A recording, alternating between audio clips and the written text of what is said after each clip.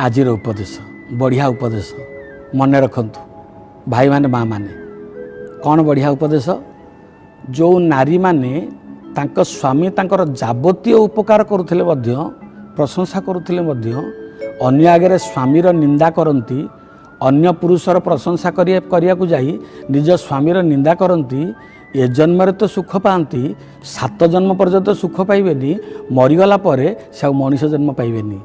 से प्रेत जन्म पाइबे एवं असार मान अशरीरी आत्मा ही से अनेक दिन पर्यंत ये संसार रे एमती घूरी बुलिबे अशांति रे घूरी बुलिबे अशांति सकाशे तां खाया के मिलिबो नाही कष्ट बहुत पाइबे तापरे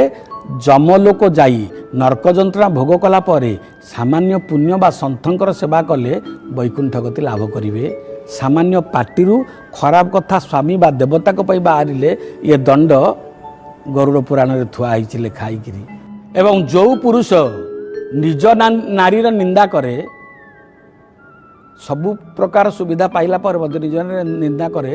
यही जन्म रे कष्ट पाए जेते रोजगार कले मध्य नियंट नियंट अर्थहानि घटिबो शरीर पीड़ाग्रस्त रोगग्रस्त हबो एवं बिना कारण रे अनेक जगार नारी निंदा शुणिबो।